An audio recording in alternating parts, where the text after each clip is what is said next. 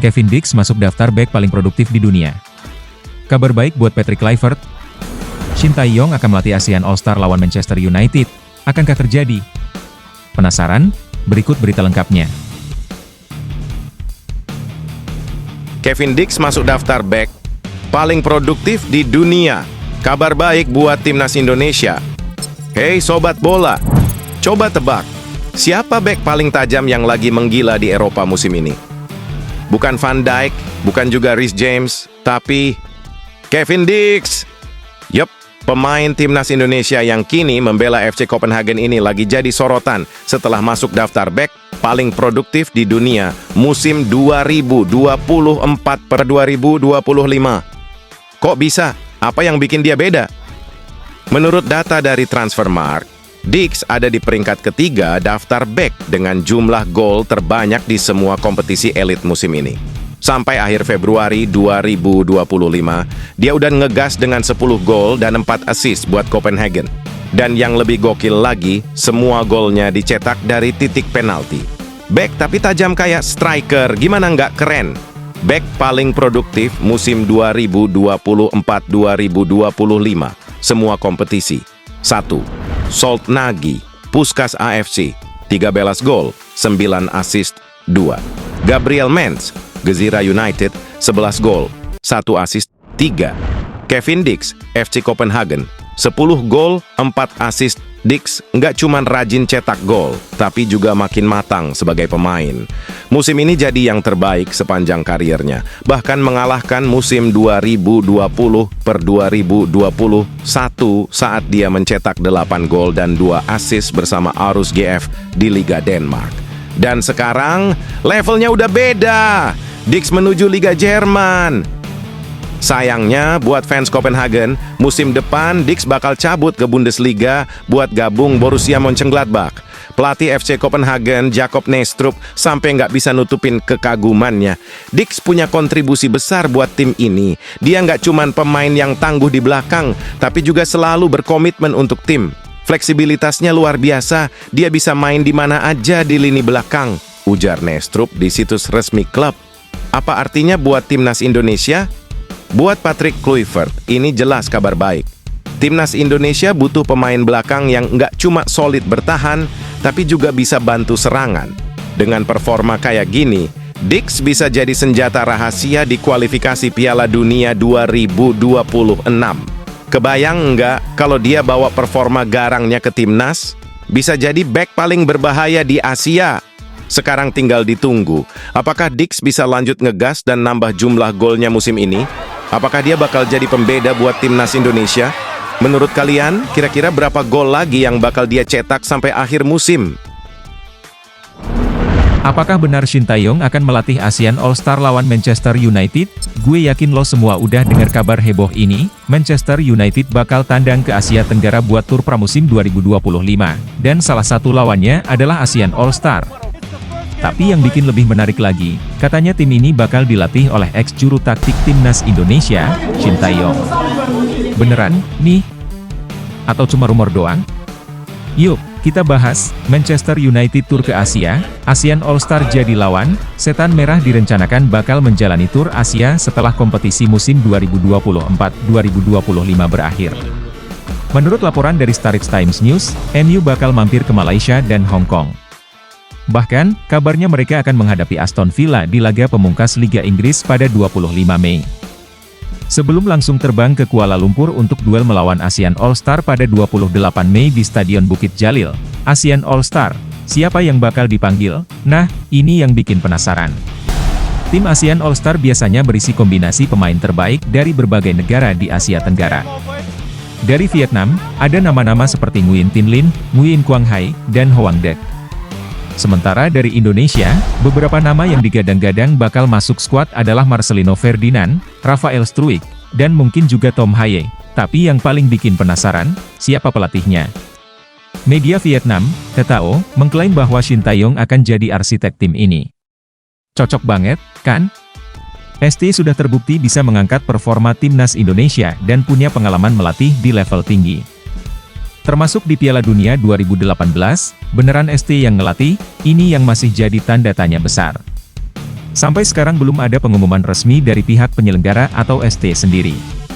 Memang, setelah kontraknya dengan PSSI habis, Shin Tae-yong masih belum punya pekerjaan baru. Jadi, kemungkinan buat dia nerima tawaran ini masih terbuka lebar. Tapi ingat, di sepak bola, gosip bisa datang dari mana aja. Bisa jadi ini cuma rumor yang berkembang di media tanpa ada kesepakatan resmi. Kalau beneran terjadi, ini bakal jadi laga seru buat melihat bagaimana ST meramu tim dengan pemain dari berbagai negara untuk menghadapi raksasa Eropa seperti MU, menarik atau gimmick. Kalau ASEAN All-Star beneran dilatih Shin Tae-yong, ini bisa jadi tontonan yang menarik banget. Tapi kalau enggak, pertandingan ini tetap layak dinantikan. Bayangin aja, pemain-pemain terbaik ASEAN diuji melawan tim sekelas Manchester United. Bisa jadi ajang pembuktian bahwa sepak bola Asia Tenggara punya kualitas yang bisa bersaing di level lebih tinggi. Jadi, menurut lo gimana? Bakal seru kalau ST beneran yang melatih? Atau lo punya nama lain yang lebih cocok buat mimpin ASEAN All-Star? Kasih pendapat lo di kolom komentar.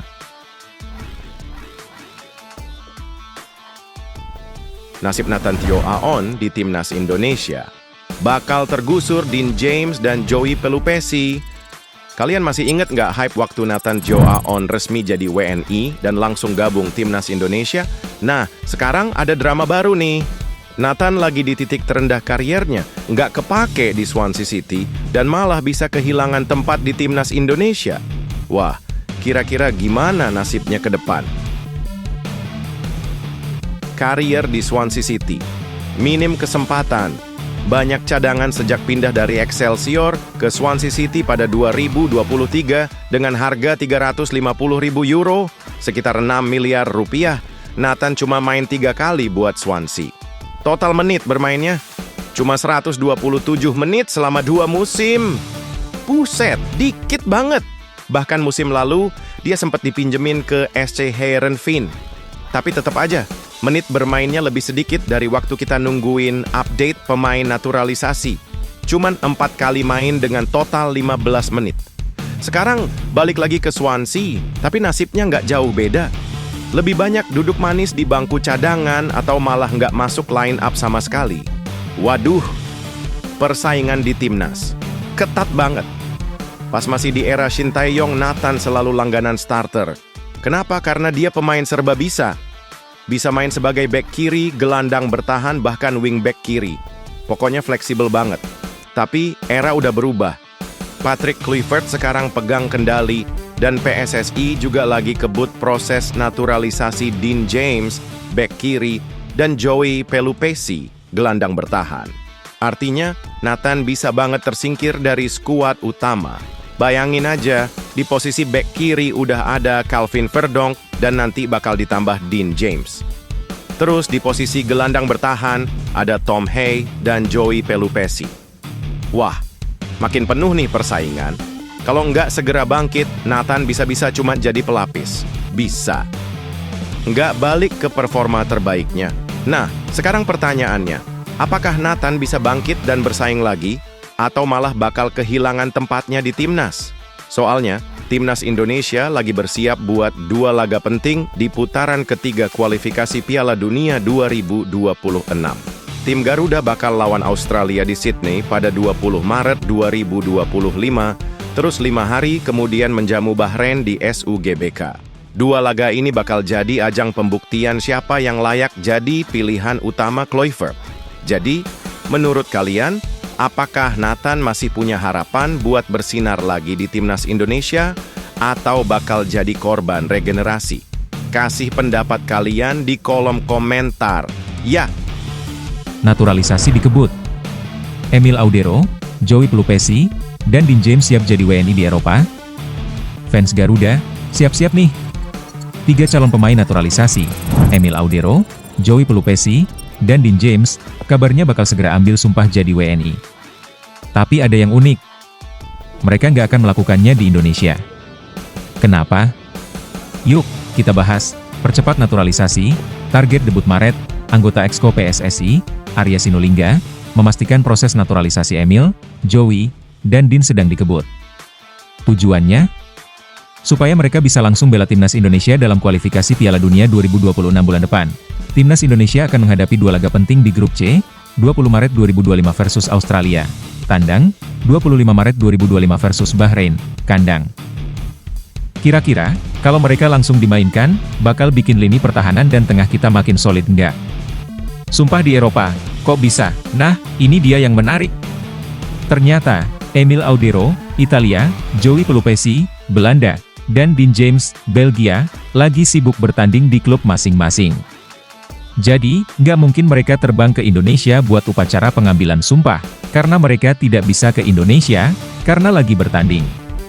Nanti saja untuk lawan Australia, semua pemain yang di luar akan langsung ke sana, makanya ini kami sedang cari tempat agar mereka bisa berkumpul di Eropa, kata Arya di Tangerang, Kamis, 27 Februari 2025. Tapi masalahnya, di mana nih tempat yang pas buat mereka ambil sumpah? Proses naturalisasi, dari berkas sampai jadi WNI, gimana sih proses naturalisasi mereka? Ini dia tahapan yang sedang berjalan. Berkas diterima Kemenpora diperiksa oleh Kementerian Hukum, Sekretariat Negara, dan Bin Surpres diterbitkan dan dikirim ke DPR RI. DPR memberikan persetujuan dan rekomendasi ke Pres keluar sebagai langkah final pengambilan sumpah sebagai WNI. Setelah semua rampung, barulah PSSI bisa mengurus perpindahan federasi mereka ke FIFA. Siap debut di Garuda, kalau semuanya berjalan lancar, Emil Audero bisa jadi solusi di bawah mistar gawang, Joey Pelupesi menambah kedalaman lini tengah. Dan Din James jadi opsi bek sayap. Gimana menurut kalian? Dengan tambahan 3 pemain ini, timnas kita bakal makin kuat nggak? Atau ada posisi lain yang masih butuh tambahan pemain keturunan? Drop pendapat kalian di kolom komentar.